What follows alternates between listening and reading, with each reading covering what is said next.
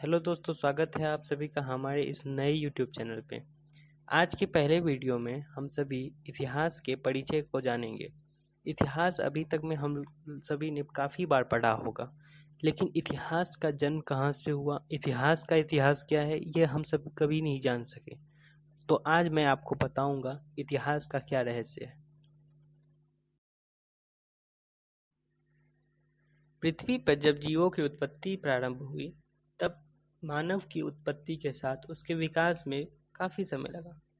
इन समयों को समझने के लिए इसे 3 भागों में बांटा गया। पहला भाग था प्री हिस्ट्री, दूसरा भाग था हिस्ट्री, तीसरा भाग था प्रोटो हिस्ट्री। प्री हिस्ट्री में मानव के प्रारंभिक जीवन का हम सभी अध्ययन करते हैं। मानव पहले कैसे रहते थे, वो क्या खाते थे, उनका क्या बर्ताव था, उनके कैसे रहन सहन थे, ये सभी बात हम लोग प्री हिस्ट्री से जानते हैं। प्री हिस्ट्री के स्रोत हमारे ईंट, पत्थर, पुरातत्व विज्ञान, मानव विज्ञान, इन सभी से पता चलता है। प्री हिस्ट्री और हिस्ट्री का मूल अंतर स्रोत के आधार पर किया गया है। इतिहासकारों ने बताया है कि प्री हिस्ट्री में लिखित दस्तावेज उपलब्ध नहीं थे, जबकि हिस्ट्री में लिखित दस्तावेज उपलब्ध थे। हिस्ट्री के जनक हेरोडोटस ने सर्वप्रथम ग्रीस और पारसी के बीच युद्ध का वर्णन करते हुए एक पुस्तक लिखा था, जहां से माना जाता है कि इतिहास का प्रारंभ हुआ था। फिर जब हेरोडोटस की यह पुस्तक प्रकाशित हुई, इतिहास के पन्नों पे पहली बार किसी घटना का वर्णन लिखित रूप में हुआ।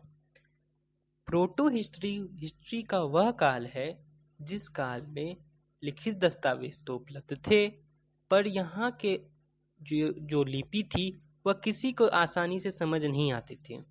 आप सभी आगे आने वाली क्लास 12th में या बहुत सारे दोस्त इससे पहले पढ़ चुके होंगे हड़प्पा सभ्यता के बारे में।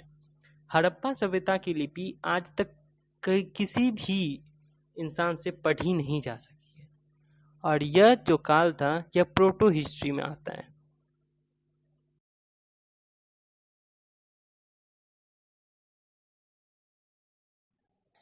अब हम बात करते हैं initial days of human civilisation की।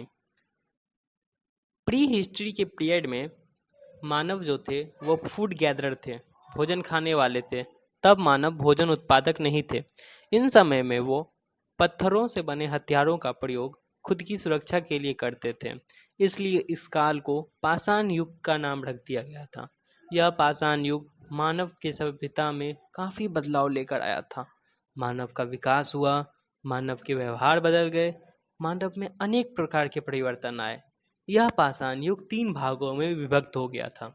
एक था पैलियोलिथिक एज, पूरा पाषाण युग, मेसोलिथिक एज, मध्य पाषाण युग, नियोलिथिक एज, नव पाषाण युग। पैलियोलिथिक एज और मेसोलिथिक एज से ज़्यादा महत्वपूर्ण नियोलिथिक एज है, पर हम जानते हैं पैलियोलिथिक एज क्या है और मेसोलिथिक एज क्या है। फिर नियोलिथिक एज पे हम बात करेंगे। पैलियोलिथिक एज और मेसोलिथिक एज में जितने भी मानव सभ्यता के वासी थे, वे सभी हथियारों और औजारों पे ज़्यादा जोर दिए थे। वे अपने हथियारों को ज़्यादा मजबूत कर रहे थे और वे अपनी सुरक्षा को सुनिश्चित कर रहे थे।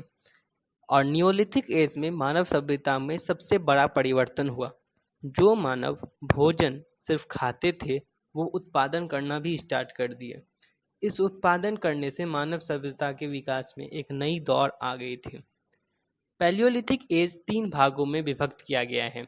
एक लोअर पैलियोलिथिक एज, दूसरा मिडिल पैलियोलिथिक एज, तीसरा अपर पैलियोलिथिक एज। तीनों भाग में पैलियोलिथिक एज में सिर्फ औजारों का विकास हुआ था। अब हम बात करते हैं अगले वीडियोस की टॉपिक की। अब हम दोस्तों, आज से हम नए दौर का शुरुआत कर रहे हैं। इस दौर में हम काफ़ी चीज़ को पढ़ेंगे, इतिहास की अलग अलग पॉइंट्स को जानेंगे, वो भी बिल्कुल अलग तरीके से, बिल्कुल एक कहानी के जैसे, जैसे कि आपको याद हो जाए।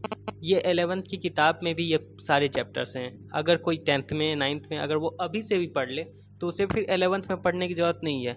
या कोई नहीं पढ़ा है और एग्ज़ाम्स आने वाले हैं, उनके लिए भी यह बहुत ज़रूरी है। आज हमारा पहला इंट्रोडक्शन वीडियो था यूट्यूब चैनल का, और साथ में हम कुछ बताए भी, और अगले वीडियो में हम इस टॉपिक्स पर चर्चा करेंगे। तब तक के लिए धन्यवाद।